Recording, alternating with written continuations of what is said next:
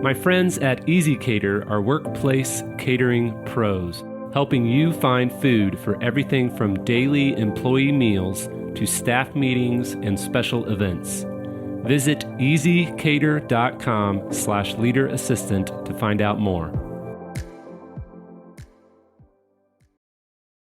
I'm Jess Gardiner. Today's leadership quote comes from Laurel Ulrich. Well-behaved women seldom make history.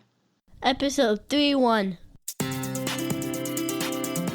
The Leader Assistant podcast exists to encourage and challenge assistants to become irreplaceable, game-changing leader assistants. Hey everyone, it's Jeremy Burrows. Before we jump in, make sure to check out the show notes at leaderassistant.com/31.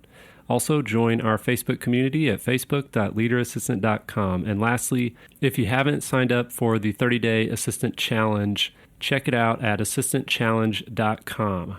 Hey everyone, thanks for tuning in to the Leader Assistant podcast. Today I'm joined by Jess Gardiner from theassistantroom.com. Jess, thanks for joining me. Thank you very much. So let's do a little bit of backstory. Where are you from, and Sure. How did you end up starting a blog for assistants? So I grew up in the southeast of England, and I grew up in a very, very supportive family. My mum was actually an executive assistant in Deutsche Bank as I was growing up, and my dad was in the army. And then when he left the army, he started his own business. And so I was always surrounded by very, very inspirational people, very, very hardworking, driven individuals. And I had a great set of role models around me, throughout my entire life. And when I first started working as a PA, I was working locally. I worked in property to begin with. And then I moved up to London, which isn't too far from where I initially grew up. It's roughly about an hour from where my mum and dad currently live. But I moved up to London. I was about 18 when I decided to take the leap into city life. And it's just sort of been a whirlwind since then. I initially was looking after the CEO of a healthcare company, one of the biggest in the UK, and sort of worked my way through my career looking after people in property, gold mining. I did a short stint in fashion, which was a bit of a whirlwind in itself. And then 3 years ago, I started the assistant room. Did you have a first job before you became an assistant? Like, your first real, you got a paycheck job? Yeah, so I was working just as a store assistant in Topshop, which is a fashion retailer, which is all over the world, owned by a gentleman named Philip Green, who is a huge entrepreneur here in the UK. And I absolutely loved it. It was one of those places that because I started when I was at school, I did my work experience there. And it was that one place on the high street where I grew up that everybody wanted to work. So, it was a lot of fun, lots of fun. And obviously I got to try on and buy lots of fabulous clothes at a big discount. So it was every 16-year-old's dream. Nice bonus. Yeah. What did you learn from that job that you still use today?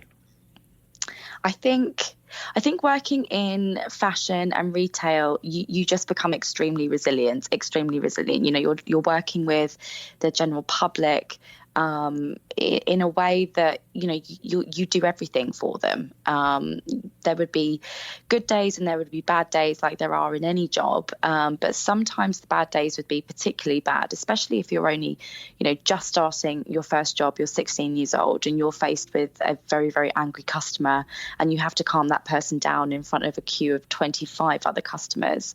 So working with the general public, I still completely take my hat off to anybody who works in retail, because it is a lot harder than people think. But it's a really, really great way to start building your own skill sets, especially going into a working environment, and especially as an assistant. Resilience is such a massive part of being an assistant. So I learned a lot there. Looking back at it, I think I learned a lot more than I actually have ever thought about. So, yeah. That's great.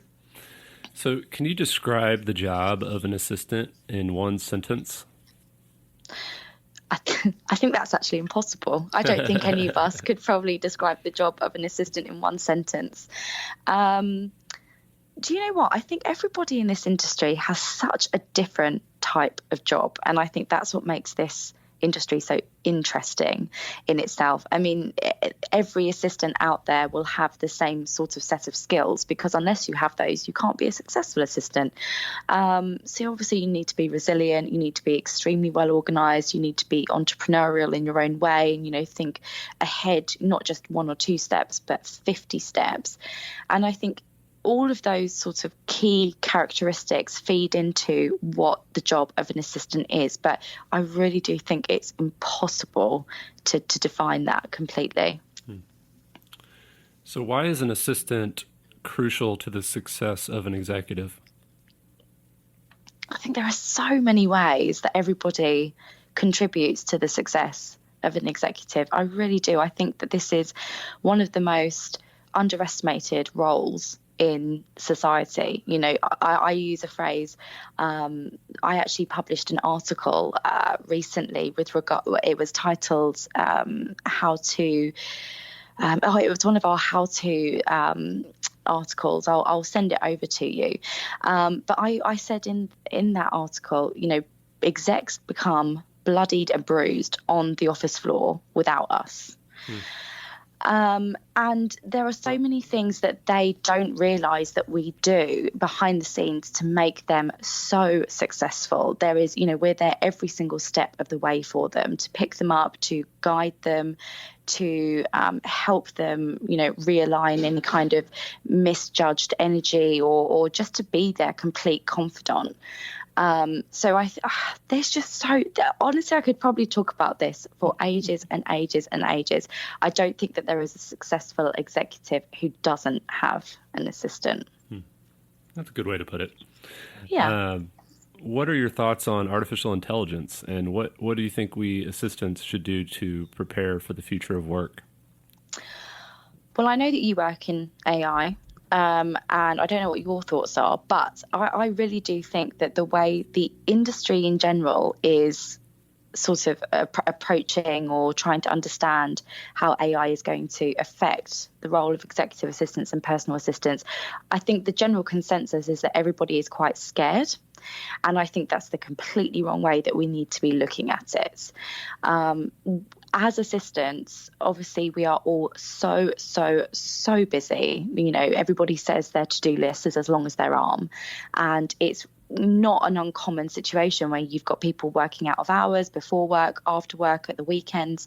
And I think what we need to do is we need to embrace the fact that there is going to be something that will help us, that is going to continue to develop, not be afraid of it, embrace it, and to, just completely take control of the situation. Go to seminars that are all about tech, speak to people at networking events about up and coming technology, and just really use it as a great opportunity to learn something new. I think a big part of being an assistant is that you take things to your exec and suggest things to them, or do things with them or for them that they don't know about. So I think what we all need to be doing as an industry is taking tech to our execs and say, have you heard of this, or have you heard of that, and introduce it to them. Because if they've got they've got the sort of head start on that sort of thing before we have, then I think it's going to be a completely different conversation. Yeah, I agree. I think that there is a sect of the EA world that's in the PA world that are scared of it, but I also am actually kind of surprised at how many people that I've done some informal polls on Facebook groups and LinkedIn, and I'm actually kind of surprised at how many select the option AI will have very little direct impact on my job. Yeah. And I think there is still some denial in the industry, and I'm hoping to help change that.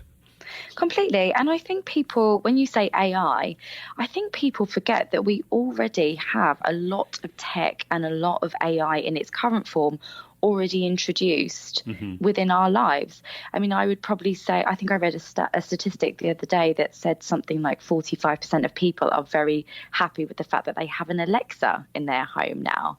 And it's not as scary as I think people think, but it's the way that we perceive it. It's the way that we talk about it. It's rather than encouraging that negative or sort of hesitant conversation around AI. We just need to be embracing it and using it to our advantage, because I'm pretty sure every PA or EA would love to have a bit of extra help with their to-do list. And it doesn't mean that AI is going to completely wipe out what we do. It just that means that we need to adjust to it as everybody else in the world has to. Yeah, totally agree. So if you could snap your fingers and instantly give all assistants more of something, what would it be? I think in general, we could all become a lot more confident in who we are, what we represent, start empowering each other a lot more. I mean, when I started the assistant room, I'd had 8-9 years experience under my belt as an assistant, and I'd been thinking for quite a few years, what I would like to do something extra, but I'm just not too sure what that is. And at the time, I had no idea that it would manifest itself into the assistant room. But I looked at sort of myself when I was starting the assistant room, and I thought, I have no idea how to run a business. When in actual fact, I had more experience running a business, sort of real-time experience that I'd learned from sitting next to CEOs and CFOs for years and years and years. And I had a much better understanding about how commercial business works, more than a lot of people who start their business who have no idea and who are still very successful. So I think everybody could really, really help each other in terms of empowering each other with who we are, the abilities that we've got. There are so many issues within the PA industry and EA industry regarding lots of different things, including the difference in gender. There's obviously a lot more of a female percentage within the role than a male percentage. But just every conversation about anything, whether it's regards to the gender gap, or whether it's regards to salaries, or whether it's regards to the glass ceiling we all hit, I think if we all start sort of having a bit more confidence within who we are and what we can do and the skills that we've got, a lot of those issues would become a lot smaller. And rather than talking about them, we would understand how we can overcome them. So what are your thoughts on encouraging more men to embrace the role of an assistant? Well, to begin with, it's a completely gender neutral role. So it's one of those really, really great career paths that you can follow, and you don't have to be a man or a woman technically to do that job. I mean, there aren't obviously that many roles that do need that, but I think that's something that we are very heavily seen as a female-led industry.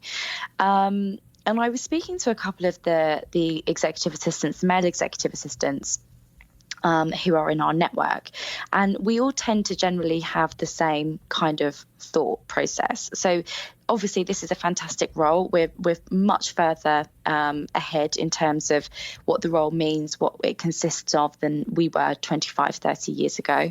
But there's just so much more that we can do, to encourage the fact that men can take this on as a career and be proud of it.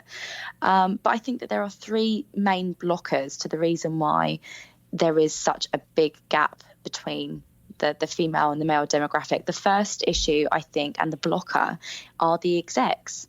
And I've had this in my own experience as an executive assistant. When I was leaving one of my previous roles, I put a shortlist together that took quite a while because the person I was looking after was, quite hard work.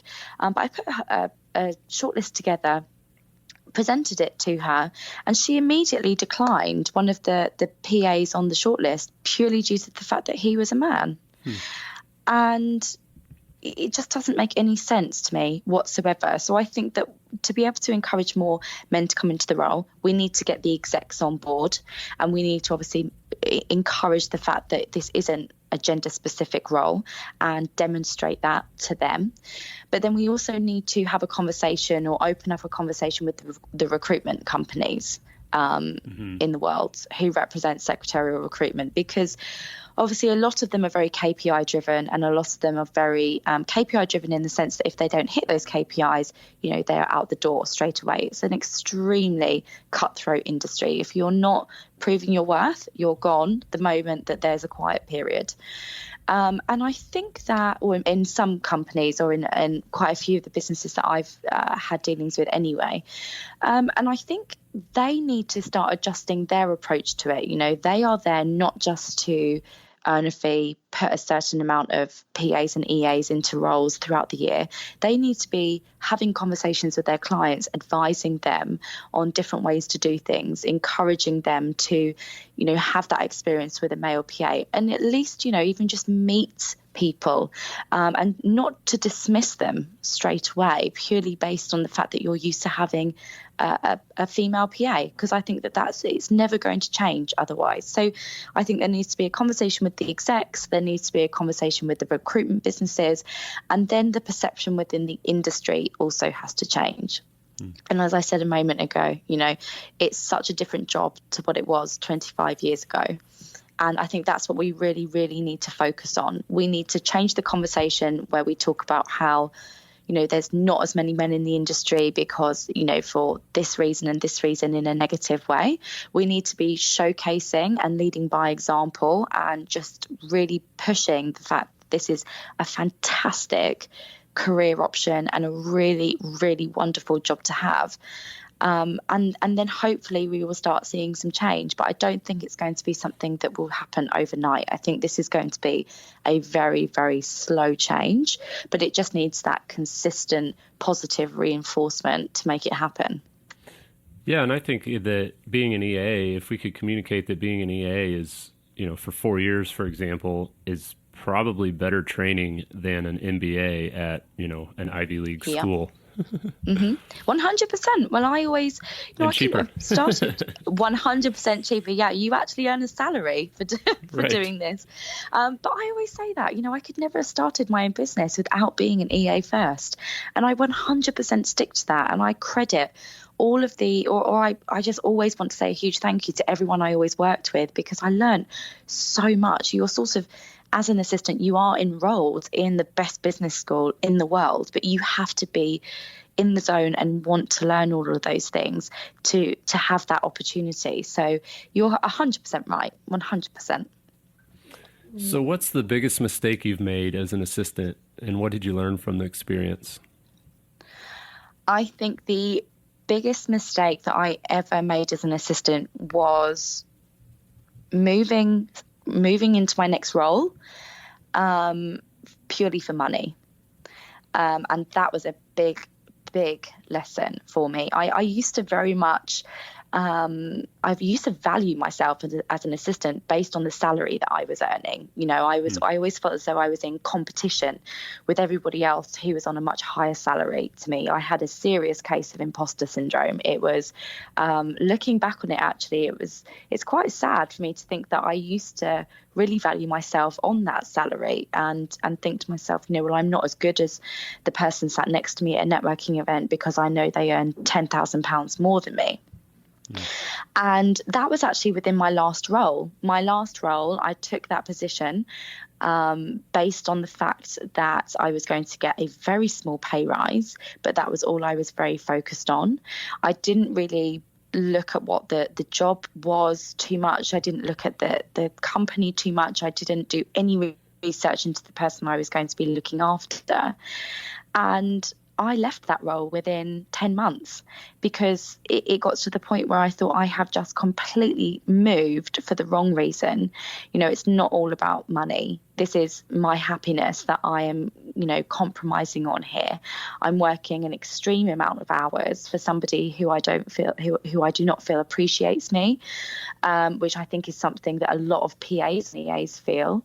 And it got to the point where I started to think, I'm doing a job for somebody who on the outside looking in, it's very inspirational and, very, very powerful in what they did. But it actually turned me into someone who loved being an EA, into someone who started to dislike it a lot. And I think the biggest lesson I learned was that your professional and your personal integrity is worth more than your paycheck.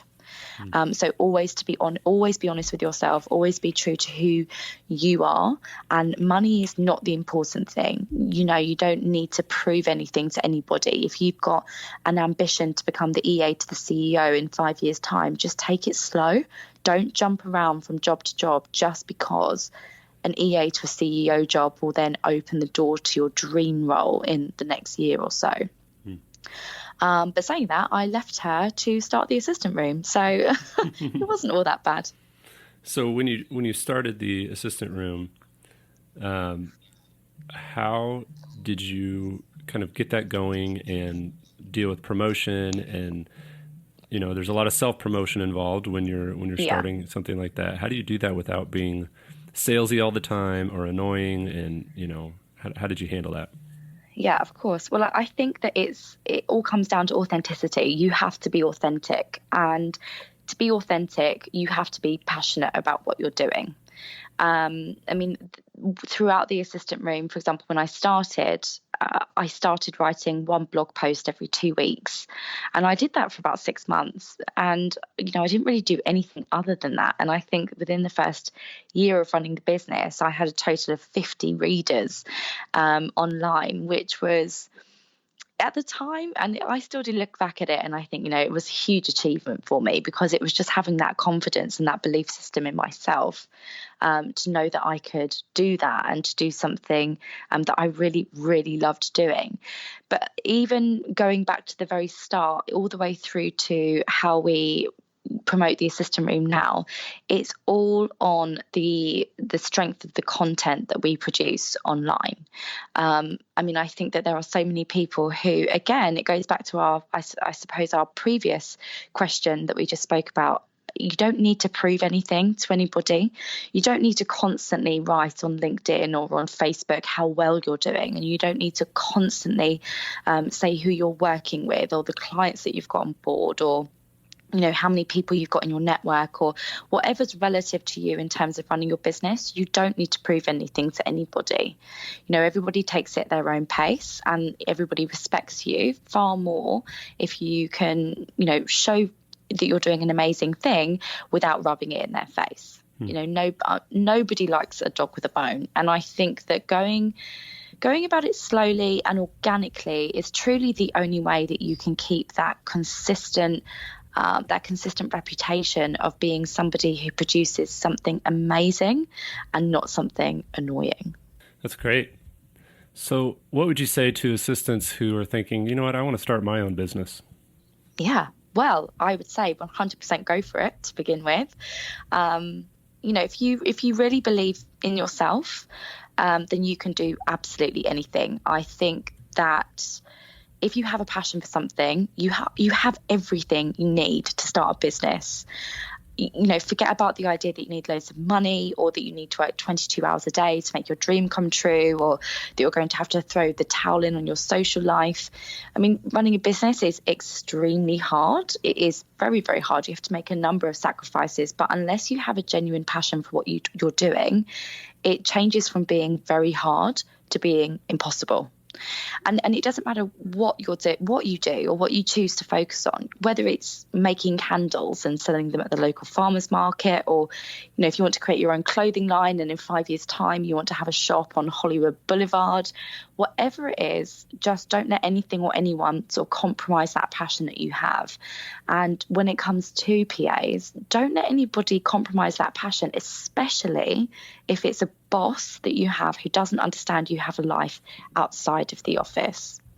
So we touched on this earlier, and I really do think that as PAs and EAs, we have the most amazing opportunity to gain experience of running a business in real time from the people that we are sat next to all the time, on a daily basis. So we learn why and how tough decisions are made, how to plan strategically for the long term, and just generally what the challenges are that businesses come up against constantly.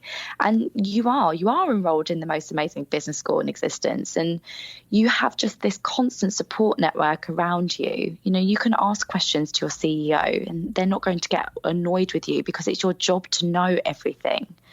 I was terrified of launching the assistant room. I was absolutely petrified. But I do look back at my career and think I went through a period of mentorship with everything that I did. And as assistants, we as ourselves underestimate the power and the knowledge that we have.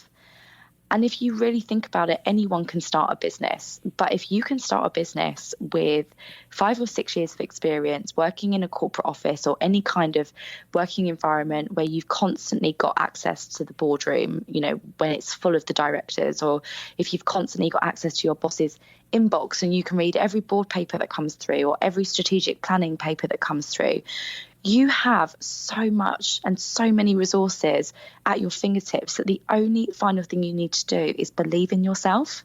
And once you do that, you can do anything. So how do you use the insight you've learned while also maintaining confidentiality? And, obviously you're not going to spill the beans of every board meeting you've sat in.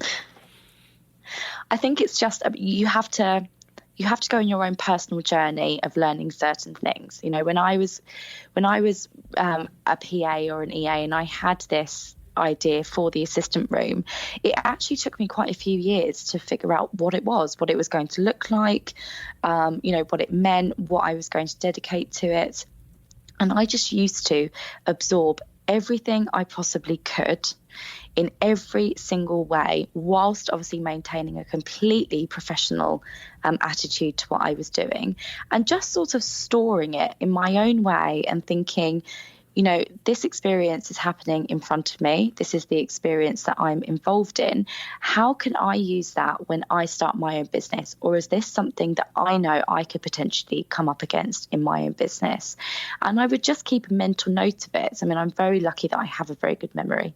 It's something that all my previous execs will comment on, actually. They could tell you that I could exactly pinpoint the person that they met 5 years ago who was a blonde-haired lady who stepped into their office for 5 minutes at 11:10. Mm-hmm. So I think it's just about looking at what they're doing, relating what they're doing to your own situation, and just making sure that you can adapt to what the circumstance is and use that experience to your advantage. There is no bad experience that you can have in business that won't prepare you for the next one.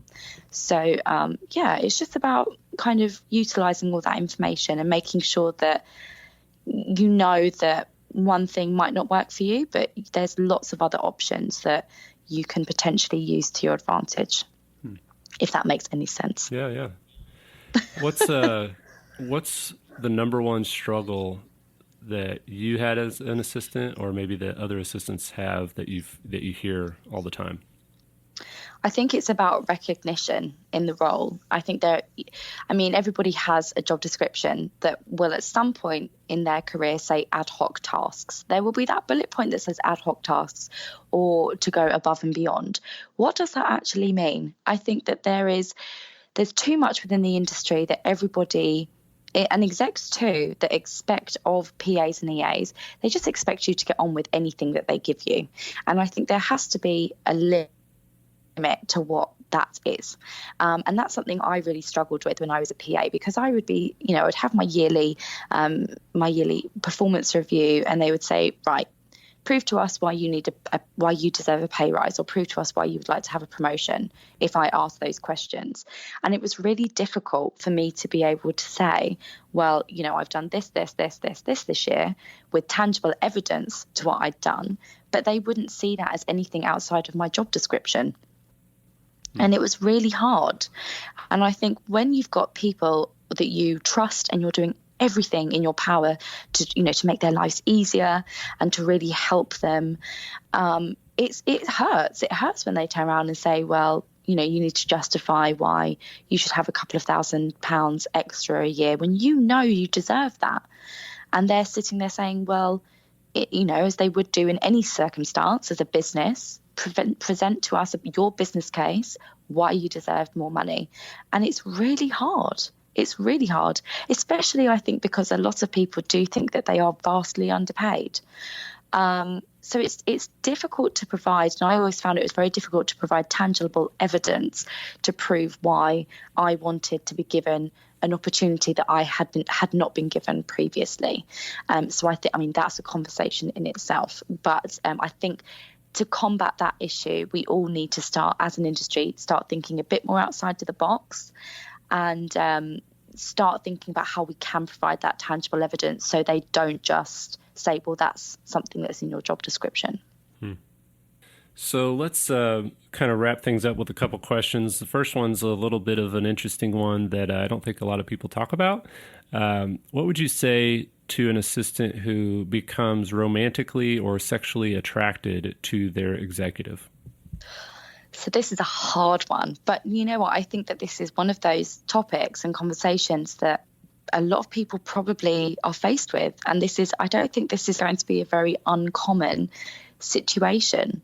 To begin with, we've got to talk about Mad Men and we've got to talk about Suits, because those programs, they really promote, I think, quite a sort of controversial version of what an assistant is, in terms of the fact that, Don Johnson and Alison, they had a romantic relationship, or an intimate relationship. Donna and Harvey, in Suits, the entire series was just full of sexual tension. And I think that there is a big problem in the media whereby that is really played on. And, that shouldn't be the case whatsoever at all. I think, disclaimer here, obviously, I'm not a HR professional whatsoever, but I think if you are in a situation where you are becoming romantically or sexually attracted to your boss, I think you just need to take a step back and think, you're there to do a job. You're there in a professional capacity. And it's obviously going to happen. There is absolutely no way that everybody on this planet who is an assistant, who spends, hours and hours with their boss in very, very close proximity, knows absolutely everything about them, is happy to put themselves second in front of that person's interests. There's going to be a number of people who do end up in this situation. And to begin with, I think the thing that we all need to recognise is that it is going to happen, and it's okay. We're all humans. We're not machines. We all have feelings towards each other, whether they are a friendship or whether they are romantic feelings, or if you are sexually attracted. But there's a big difference between being infatuated with somebody and being genuinely attracted to somebody. So I would just say, take a step back, realise that what happens in the office isn't necessarily real life. Everybody is there to do a job, and they could be a completely different person outside of the office.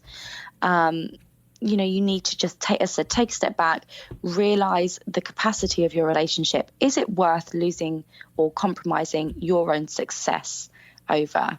If you are a very, very successful EA or PA, or you've been working for years and years and years, is that relationship that you're thinking about worth sacrificing your entire career for? Because obviously it's not something that should normally happen. There are obviously lots of rules of engagement when it comes to the office. And unfortunately, however much we may or may not want office romances to be part of the norm, they're not really something that we should all engage in. And I've actually been in a situation recently where I had a PA contact me about this, which is why I'm actually really happy that we're chatting about it. And she just said exactly the same thing. She was in a situation where she was looking after somebody who was very, very high profile. They had a lot of power. They had a lot of money. And when she actually thought about it, those two reasons were some of the reasons why she felt so attracted to that person. So I think it's about looking at it objectively. And at the end of the day, you need to do what you want to do. But seek some advice first, maybe not necessarily from your HR department, but maybe from an external HR department. But just be very careful with what you do, how you go about things, and make sure that whatever decision you're happy with, it's not an irrational decision, and it's something that you've thought about and that you're very happy with whatever that is. Yeah, and I would say if one party is married, then I would say there's different it's kind of a whole nother podcast episode. But my advice to those listening, and I've had a few assistants reach out saying they're kind of getting to this point or, concerned about this potentially developing. And, there's simple things like boundaries, emotional boundaries even. There's a lot of people that are emotionally attached to other people at work, and that can become unhealthy when one of the parties is married and you're kind of sharing a little too much with the other person. It's kind of non-professional type of conversations where you're just really getting emotionally attached. And I think that there's certain boundaries that you can put in place to help prevent that. And there's very simple, practical ones. Like if you're married, you probably don't want to hang out one-on-one with your, your boss and on a happy hour. That shouldn't be a regular occurrence, in my opinion. But anyway, yeah, exactly. It's a tough topic. It's a tough issue. And I do think it happens more than we think. 100%. And I think it's so important to talk about it because it's not something that anyone really does talk about. But I do think a lot more people experience this situation than they would like to admit. And it is going to be completely natural because, as you said, you are spending so much time with that person. So you're 100% right. There has to be those boundaries put in place, and only you know as a person what those boundaries can be or what they mean. Mm-hmm. But yeah, it's a tough one. Yeah. So what do you think makes an assistant a leader? I mean, I think there are so many things. I think we're leaders already. I think that's a big thing that everybody needs to remember. And that's a big thing that everybody needs to continue to remind themselves. There's definitely, obviously, a big difference, I think, that we all see within ourselves that takes place throughout our career. I don't necessarily think there's a defining moment that we all have when we, really start to become extremely confident in ourselves or believe in who we are. I think it's a very slow process. But I think for me, especially working with and networking with assistants on a very, very regular basis, one common theme among assistants who have really sort of stepped things up is their ability to be transparent, to be honest, to speak their mind, and people who have got a very, very strong sense of credibility and people who are very confident in what they want. They don't compromise, any part of themselves professionally anymore. They push back when they want to push back or they need to push back. And there is a limit to what anybody at all, whether it's an exec or a colleague, there's a limit to what people can expect of those people, and they stick by it. I think it takes a long time to establish yourself as an executive assistant. It's not one of those jobs where you can just leave college straight away and jump into looking after a CEO. It just doesn't work like that. So I think it's about having that power to believe in yourself, to really champion who you are, not just to everybody around you, but to your boss as well, and to recognize that you have all of this opportunity around you to get involved at a deeper level within the business and really start making a name for yourself as more than, what people normally say, or quite a few people say is, an inverted commas, just an assistant. That is a phrase that drives everybody absolutely crazy because we know, there's no such thing as just an assistant. But I think the people who are leaders within this industry are people who put their hand up. They really go for projects. They get involved in a lot more things, and they make a really, really positive difference in ways that people never even considered that they could. But I do think it's important for everybody as well to realise that they are a leader within their own right. You know, we work alongside the top people within organisations. They wouldn't have us there if we weren't amazing at what we do. Yeah. Awesome. Well, thanks so much, Jess, for joining us. And Thank you. It's been a great conversation. And how can we support what you're doing? And, you know, where can we find you online? All that fun stuff. So the Assistant Room online can be found at www.theassistantroom.com, and on there you can find out how you can follow us on LinkedIn and Instagram and just keep up to date with everything that we're doing. You can sign up to our newsletter. We have quite a few things coming up later in 2019 and more towards sort of the middle of 2020, where we're going to be introducing memberships and all sorts of things. So there's a way on the website at whatever, you know, time frame that you join us as readers or as people who interact with the business, you can sign up to get all of the updates on those memberships and things like that on the website. Great. Well, I'll share all of those links to my listeners on the show notes when we publish. Thank you. And so they can find you. And yeah, thanks again, and we'll talk soon. Thank you, everyone, for listening. Check out leaderassistant.com/31 for the show notes. And thanks again to Jess. Check out theassistantroom.com.